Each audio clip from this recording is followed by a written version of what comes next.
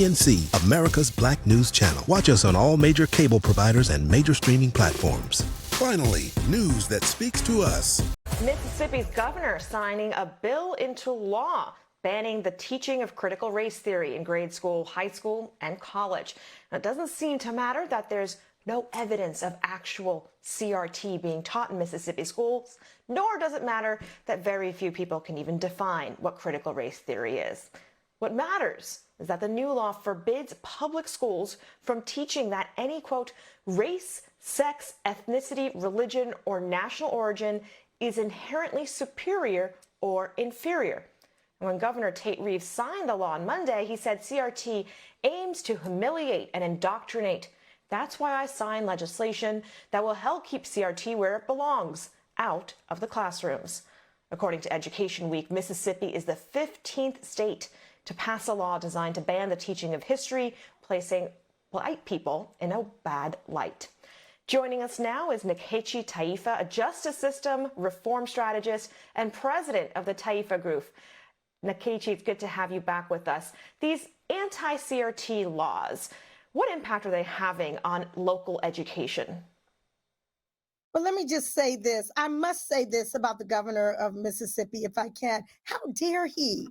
How dare he, in a state that is still stained with the blood of Medgar Evers gunned down in his own driveway, in a state where the lynching of Emmett Till dumped him in the Tallahatchie River, and where Fannie Lou Hamer, in a state where Fannie Lou Hamer was beaten within an inch of her life just for trying to register to vote, the audacity of the governor of Mississippi to sign such a bill. Why must we ban the true telling of history in the classrooms? It is audacious to even do something along those lines, particularly in the state of Mississippi. Well, Nkechi, that's part of the thing, right? Is to bury the past and pretend that those wounds still aren't festering today. Mm-hmm. Well, those things are still festering today. And that is part of the issue itself. The fact that we are even having this debate about fighting to keep books from being banned and fighting to get restrictions not placed within the public schools shows that we still have issues dealing with systemic racism in this society. And that's all critical race theory was about. None of this is really about critical race theory, but if they really wanted to use that, all it was about was dealing with issues dealing with systemic racism in society, not something that's even taught on the elementary or junior high or even high school levels, not even on the college. We're talking about advanced degrees. So it's just a subterfuge, another mechanism to try to get votes. Well, I did study critical race theory in law school, and it was eye-opening to see how integrated the white supremacy is through every aspect of our legal education, whatever system you name it, it is there as part of it. So is that really what the anxiety is for white parents, is that their children may be exposed to an idea that this country has made mistakes and that those mistakes should be corrected? Well, those mistakes absolutely must be corrected. And in order to correct the mistakes, we need to know what they are.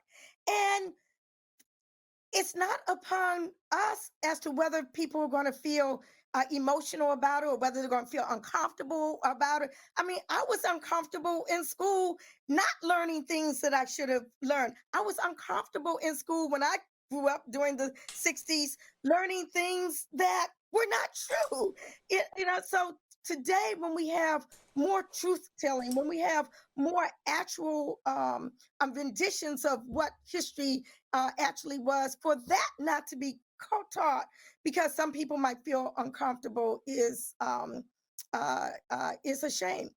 I mean, we all stand on the shoulders of things that have come before us. Discomfort is also necessary for growth and for that entire idea of learning. But this discomfort, right, is clearly an adult problem because kids will learn wide-eyed, open, and they're sponges. They will soak in what information you give them. This seems to be, though, a minority of uncomfortable adults who have created a movement and a mechanism to engage at school boards and really scare teachers and other administrators. So what is the alternative for the rest of us? How do we claim back our history and our education systems? I think we need to speak up, and I think we need to stand up, and I think we need to ensure that correct history is being taught. We need to ensure that books are not banned. We need to ensure that their First Amendment, rights, and that teachers don't feel ostracized with respect to what they want to teach in the schools. I mean, during the whole segregation period, it was all about teaching untrue things. It was all about making one race feel inferior to the other race. It was all about all these things that they're talking about. Don't want to happen now. Well, these are the things that happened in the past, but that is not what is being taught now. What is being taught now is the truth, and we need to make sure we stand up to that and not let that fall under the covers. Nkechi, I appreciate you standing up for the truth and joining us here on BNC Truth, because telling the truth is what we do. It's Nkechi Taifa. She's a justice system reform strategist and president of the Taifa Group. Thank you again for joining us.